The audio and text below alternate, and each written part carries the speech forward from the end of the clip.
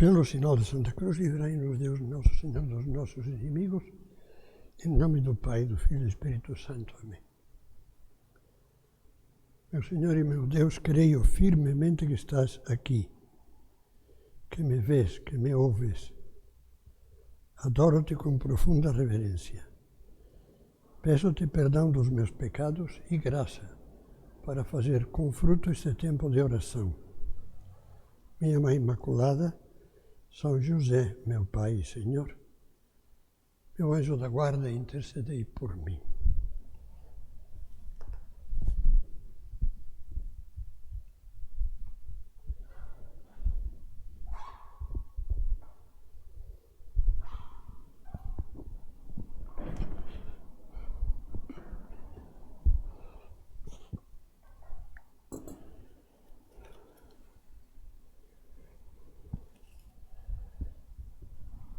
Estamos iniciando o nosso recolhimento de dezembro. Como muitos dos que estão assistindo agora sabem, o título é Luzes do Natal. É natural que seja assim. No domingo passado, iniciamos o Advento, que para nós é um caminho que nos vai conduzindo para o grande mistério do Natal. Deus que vem ao mundo e se faz homem. O Verbo se fez carne e habitou entre nós. E continua habitando entre nós.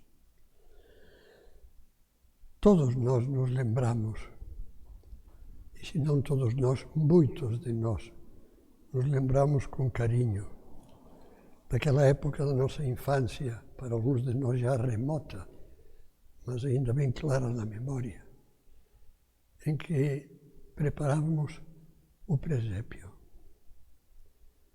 Eu me lembro, todos os irmãos, éramos 6, junto com meu pai preparávamos um presépio grande. Os caminhos, as montanhas, o telheiro em que ia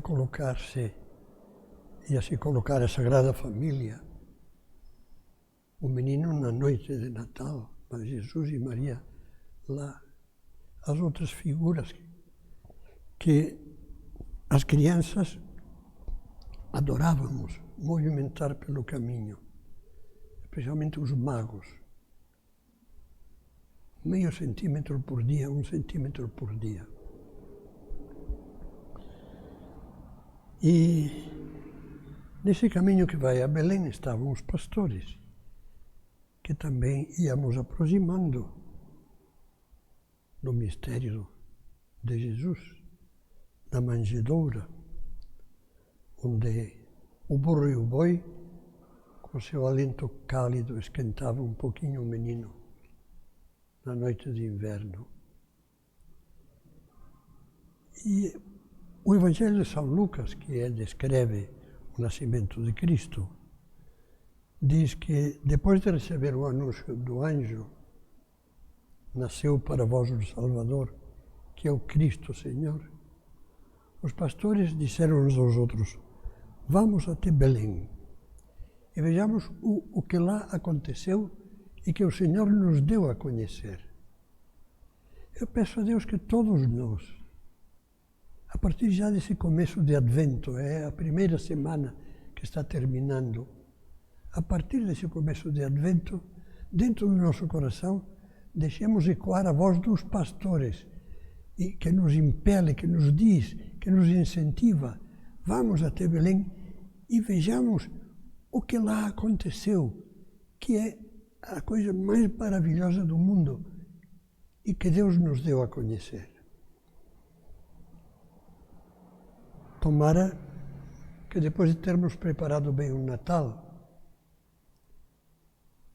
depois de ter celebrado com calor de família esse grande dia, possamos ser como os pastores, que o Evangelho diz, voltaram glorificando e louvando a Deus por tudo o que tinham visto e ouvido. E o que é que eles tinham visto e ouvido? O mesmo que nós estaremos vendo e ouvindo agora ao meditar o Evangelho sobre o Natal, o capítulo 2 de São Lucas, e ao ver, ao dar uma olhada ou ao rezar diante do presépio. O que vemos são grandes contrastes. Deus, o Deus onipotente, o Deus que tem nas mãos o céu e a terra, o Deus todo-poderoso, é uma criança que não se pode valer por si mesma. Precisa dos cuidados da mãe, do que lhe faz de pai, desse santo que toca tanto o coração, que São José, esse santo admirável, discreto, silencioso e totalmente entregue a Jesus e a Maria. A grandeza de Deus reduzida à última das crianças que acaba de nascer, a mais pobre das crianças que acaba de nascer rejeitada, abandonada por todos, num estábulo em que só há feno, palha e alguns animais que lá se refugiam. Vemos o Todo-Poderoso precisado de tudo.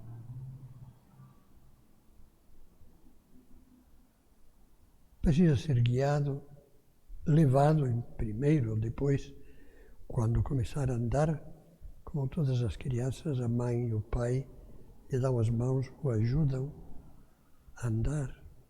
Aprende a falar, e Jesus falava como tinha aprendido. Deus que se faz homem, como diz o cardeal, dizia São John Henry Newman, cardeal Newman, dizia que Deus foi leal na encarnação. Ele fala da lealdade da encarnação. Deus não fingiu ser homem, não só veio para fazer uma figura de homem, não, veio assumir plenamente a condição humana, menos o pecado, como diz a carta aos Hebreus. Ele cresceu como uma infância igual à nossa, se desenvolveu com uma infância como a nossa e morreu como nós morremos. Bom, morreu nos horrores da paixão, como um ser humano, com todas as suas limitações. Que vemos? Vamos e vejamos os sorrisos de Maria e de José, encantados. O que é que eles levaram andando com um burrico como meio de transporte, um jumentinho? O que eles levaram para Belém? Quando foram para lá, porque os obrigaram a todos os judeus a ir ao lugar da origem das suas famílias, e a origem daquela família era Davi, a cidade de Davi, que é a cidade de Belém. Levavam o imprescindível, a roupa do corpo um pouco mais, e como diz o Evangelho, uns paninhos, onde Maria, que ia dar à luz daí a pouco, envolveria o seu bebê, esse bebê que é Jesus. E essa imagem de Jesus e Maria no presépio, que é um reflexo da realidade, do que aconteceu, é tocante. Eles estão felizes. Eu gosto muito dessas figuras de presépio, como a que temos na minha casa, em que Nossa Senhora e São José olham extasiados para o menino na manjedoura. Não tem nada, nem casa, nem amigos que os acolheram, nem bens materiais. Mas estão felizes porque têm tudo. E neles se faz visível aquela parábola de Cristo, que o reino de Deus, quando Deus é acolhido e reina na nossa alma, é como um tesouro escondido no campo. Escondido porque a maioria, muitos não são capazes de descobri-lo, mesmo que Deus lhes indique que está aqui, não acreditam. É como um tesouro escondido no campo, que quem o encontra mesmo, feliz pelo achado, como acontece sempre aquele que encontra Jesus, o encontra na infância, naquela data inesquecível da sua primeira comunhão, ou encontra convertido na vida adulta, ou encontra na velhice, depois de ter gasto toda a vida à margem de Deus, de repente se extasia porque recebe o dom da fé. E aí tem tudo. Como dizia São Francisco, meu Deus e meu tudo. São Bernardo, contemplando o nascimento de Jesus em Belém, diz: quem tem razão? Deus ou nós? Deus escolhe para si o que é melhor. E escolhe o que nós muitas vezes desprezamos e rejeitamos.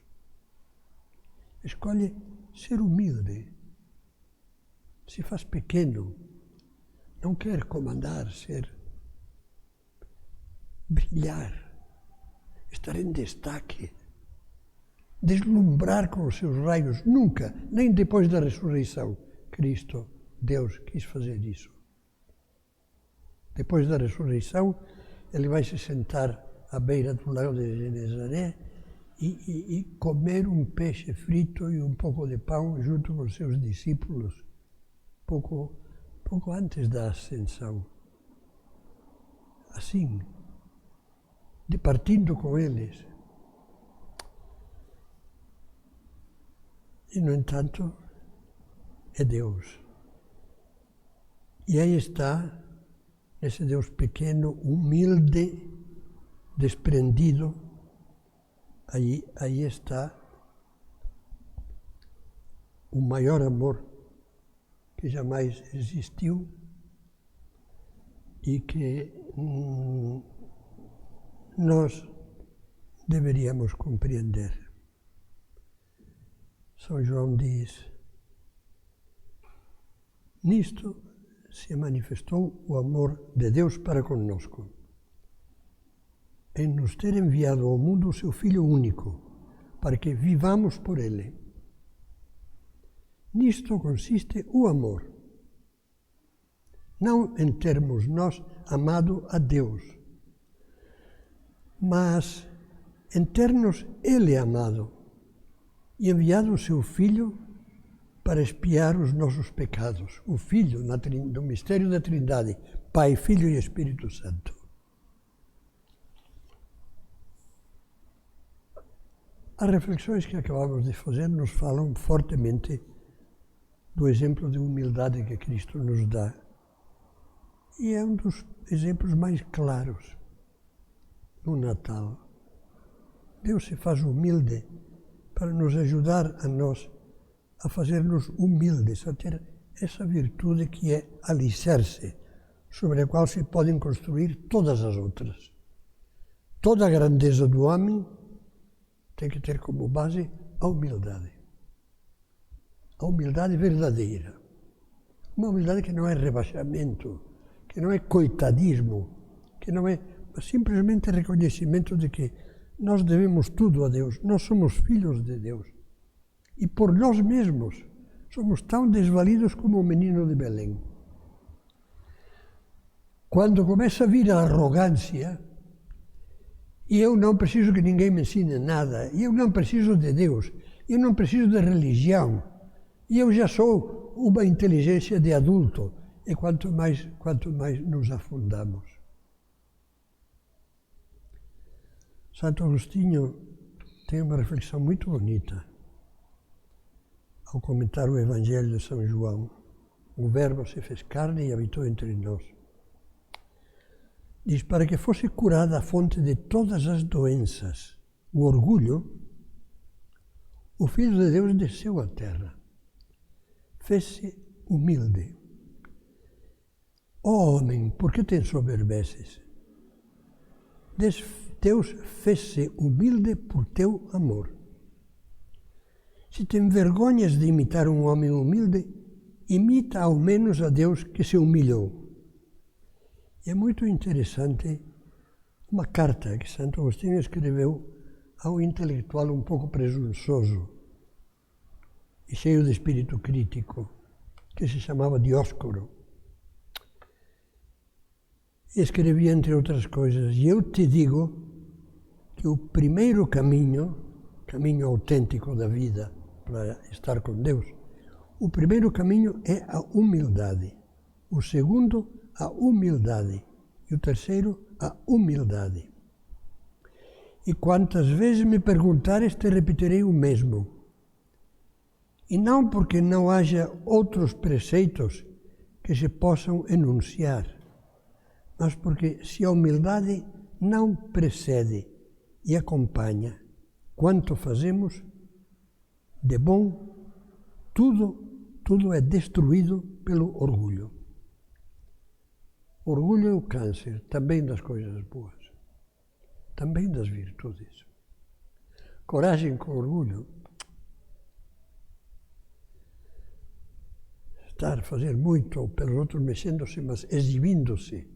Não.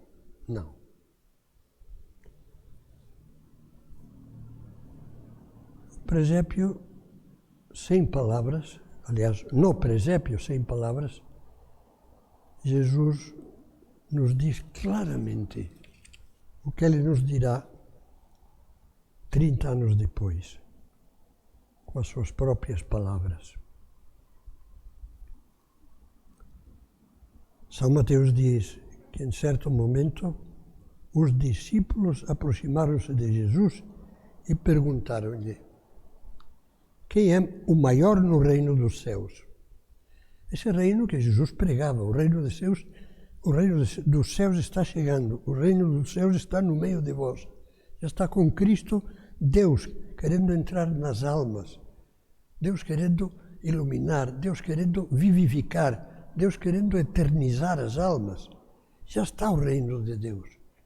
E quem é o maior no reino de Deus?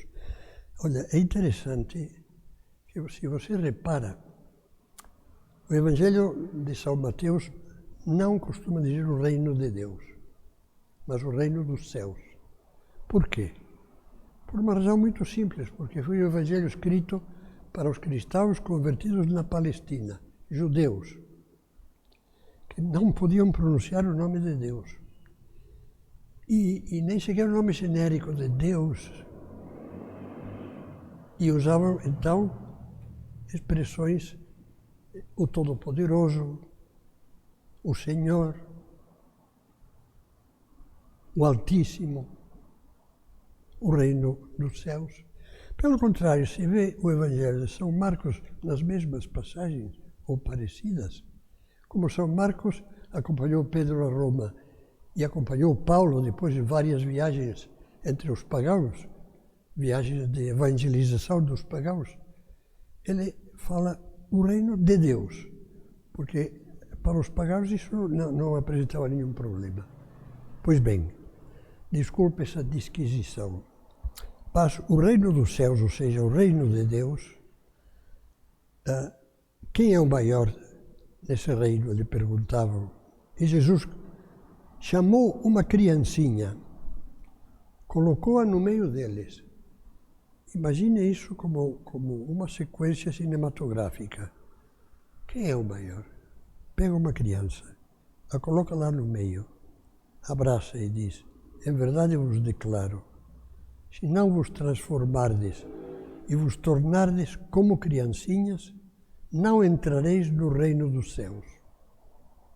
Aquele que se faz humilde como esta criança será o maior no reino dos céus. Jesus, fala-nos de humildade neste Natal. Faz com que a entendamos, faz com que a compreendamos, faz com que não nos percamos com ideias caricaturescas da humildade, ridículas. A humildade é a grandeza da alma simples, que se reconhece como é filha de Deus e necessitada de Deus. Faz uns anos, procurando ajudar os amigos, eu preparei uma novena de Natal que é dialogada para ser usada em grupo, com vários leitores. Depois transformei o texto desta novena em um texto contínuo para a leitura espiritual, um pequeno livro chamado Contemplar o Natal. E recentemente tenho transformado esse livro em podcast, que está no YouTube e está no Spotify e já começou a sair e sairá completo no mês de dezembro.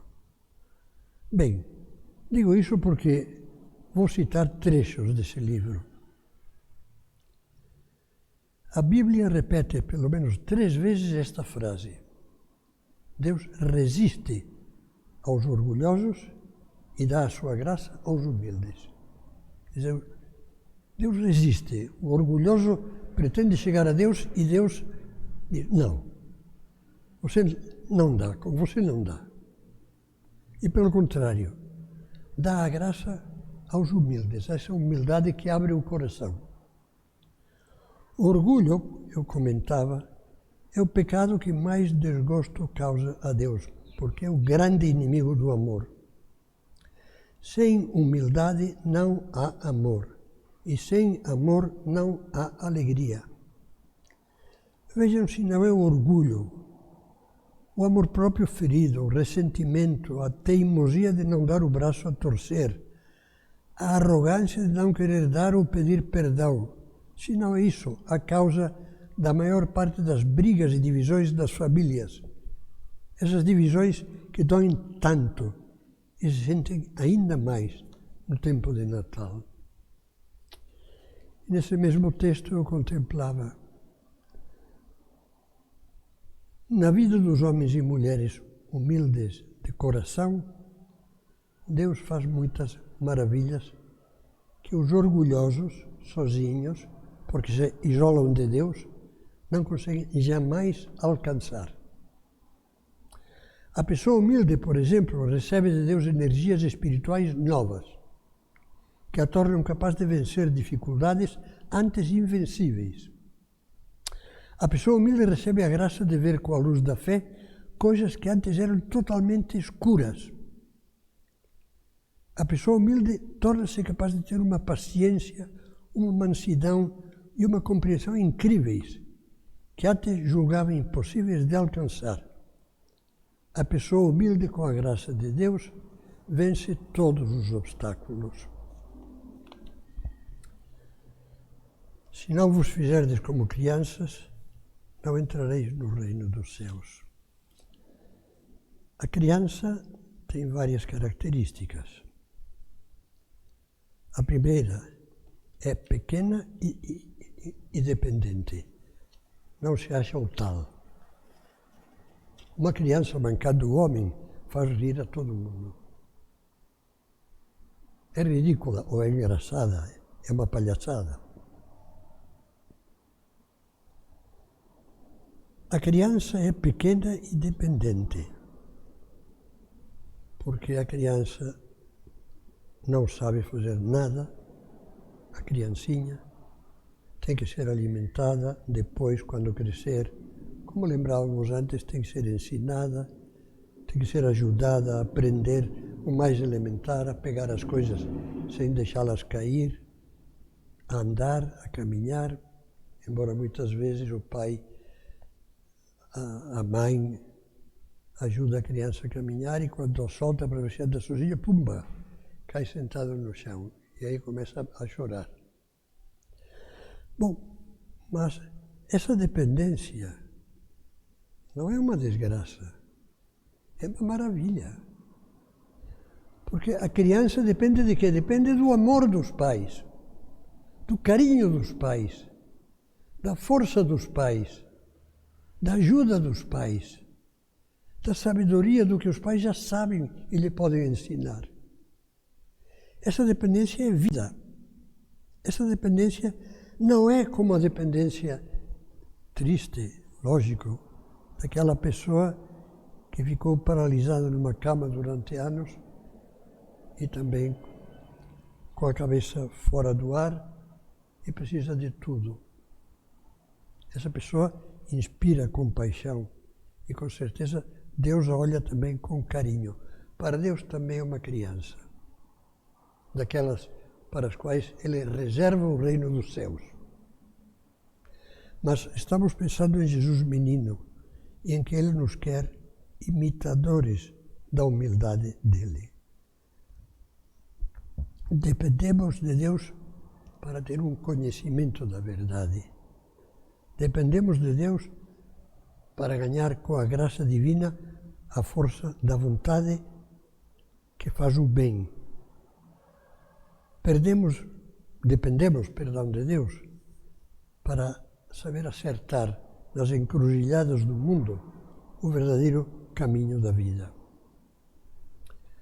A criança tem uma dependência magnífica e nós não queremos ter de Deus. A criança é plástica. São José Maria dizia, com humor, que as crianças são de borracha. Escreveu em vários lugares homilias, etc. E quando um adulto cai, às vezes de uma forma ridícula, ou dá um susto e as pessoas se afligem, ou faz rir.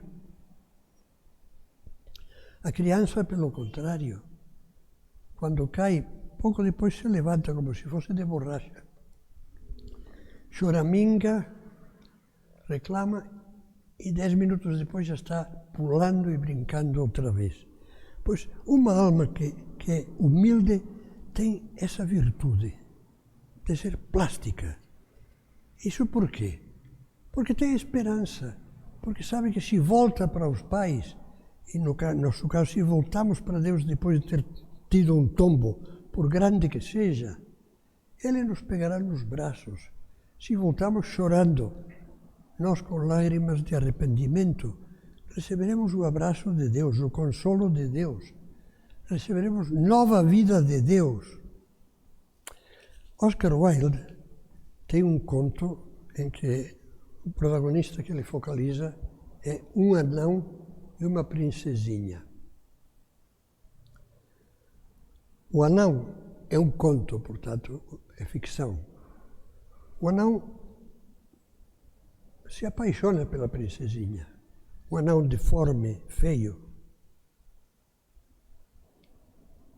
E coloca esperanças em que a princesinha goste dele. Até que um dia ele, e é um conto, nunca se tinha visto num espelho, passa na frente de um espelho e vê uma coisa horrorosa e diz: que é esse horror? É você. Aí diz que ele se desesperou e se lhe rompeu o coração e morreu. Quando nós fazemos um pecado, às vezes nos assustamos. Eu fui capaz de fazer isso. Mas não sejamos como o anão do conto de Oscar Wilde. Sejamos como uma criança. Não, o anão não tem remédio. A criança sempre tem remédio, porque está em fase de crescimento. E quando Jesus diz fazer-se como crianças, o diz tanto ao adolescente como ao homem maduro, como ao velho de 90 anos. Se não vos fizerdes como crianças, não entrareis no reino dos céus. Senhor, dependo de Ti, estou feliz, porque dependo do Teu amor, da Tua graça, que maravilha. Senhor, se eu me olho no espelho e digo, falhei, não verei uma cara monstruosa que não tem remédio, mas verei uma cara suja que pode ser lavada pela Mãe, Nossa Senhora. Agora que estamos perto da festa da Imaculada, lembremos-nos de que ela é a principal protagonista do Natal até o dia em que Cristo nasce. E, finalmente, eu diria que na criança tudo é alegria. Antes falava que a humildade leva para a alegria. E é verdade. Tudo é possível. Tudo está aberto. Para o alma humilde está aberto o caminho da santidade sempre. Não há desespero nunca. E vamos terminar a meditação esta primeira meditação do nosso recolhimento de dezembro, vamos terminar olhando para a humildade de Maria, Mãe de Jesus e Mãe nossa. Que impressionante! A donzela de Nazaré devia ser uma adolescente quando recebeu o anúncio do anjo e soube dizer sim. E o Verbo se fez carne no seu seio, a segunda pessoa da Santíssima Trindade. E quando, poucos dias depois da Anunciação, vai ajudar sua prima Isabel, pessoa de idade já, que vai ter o primeiro filho tão esperado, mas que precisa de companhia, de ajuda. E ao chegar à casa de Isabel, entre outras coisas, movida pelo Espírito Santo, Isabel lhe diz: feliz tu que acreditaste, diz a Maria. E a louva: bendita és tu entre todas as mulheres. Esse é o começo da Ave Maria, tirado da Bíblia. E o que faz Maria? Reza aquela oração impressionante do Magnificat. A minha alma engrandece o Senhor. Meu espírito exulta de alegria em Deus, meu Salvador. Não sou eu, foi Ele, porque olhou para sua pobre serva. E porque Deus olhou, e a pobre serva, ela não diz isso, correspondeu. Por isso, me proclamarão bem-aventurada, feliz, todas as gerações, porque realizou em mim maravilhas aquele que é poderoso e cujo nome é santo. Eu termino pedindo ao Nosso Senhor que interceda por nós, para que Deus faça em nós maravilhas.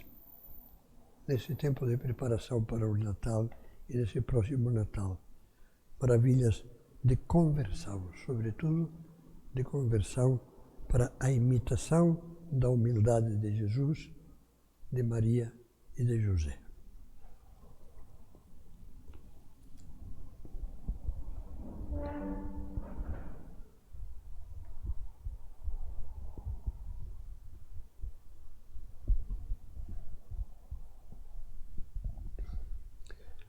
Dou-te graças, meu Deus, pelos bons propósitos, afetos e inspirações que me comunicaste nesta meditação. Peço-te ajuda para os pôr em prática.